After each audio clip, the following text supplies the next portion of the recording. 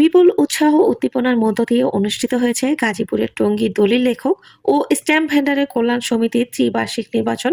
বৃহস্পতিবার সকাল ৯টা থেকে বিকেল ৩টা পর্যন্ত বিরতিহীনভাবে ভোটাররা তাদের ভোটাধিকার প্রয়োগ করেছেন।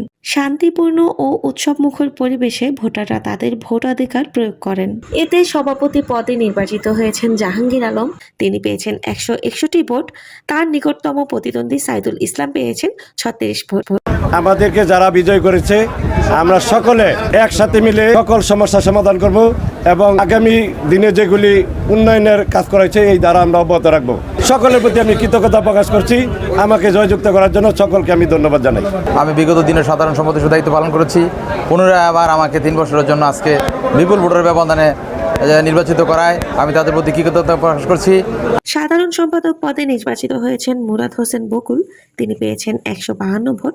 তার নিকটতম প্রতিদ্বন্দ্বী মোস্তফা কামাল পেয়েছেন ৬১ ভোট। সহসভাপতি হিসেবে বিজয়ী হয়েছেন জাহাঙ্গীর আলম।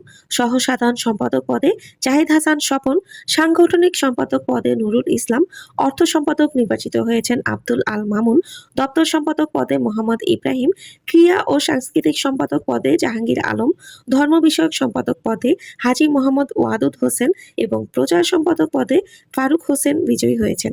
এছাড়াও কার্যনির্বাহী সদস্য পদে বিজয়ী হয়েছেন মোহাম্মদ আল আমিন মিয়া, কে এম নজিবুল্লাহ জনি এবং মোহাম্মদ ফারুক হোসেন। এ নির্বাচনের প্রধান নির্বাচন কমিশনার মফিজউদ্দিন বলেন, আনন্দঘন উৎসবমুখর পরিবেশে ত্রিবার্ষিক নির্বাচন সম্পন্ন হয়েছে।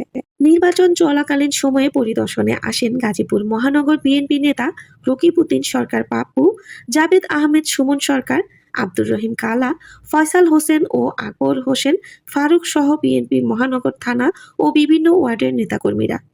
তারা বলেন, দীর্ঘ ১৬ বছরে আওয়ামী লীগের আমলে এমন উৎসবমুখর পরিবেশে কোনো নির্বাচন হয়নি। ১৬ বছর পরে এমন শান্তিপূর্ণ নির্বাচন দেখে সত্যিই আমাদের অনেক ভালো লেগেছে। উৎসবমুখর পরিবেশে বিজয়ী প্রার্থীরা পরাজিত প্রার্থীদেরকেও গলায় ফুলের মালা দিয়ে জড়িয়ে ধরে আলিঙ্গন করে। এ সময় পরাজিত প্রার্থীরা বলেন, আমরা একসাথে কাঁধে কাঁধ মিলিয়ে দলিল লেখক ও স্ট্যাম্প ভেন্ডার কল্যাণ সমিতির জন্য কাজ করে যাব।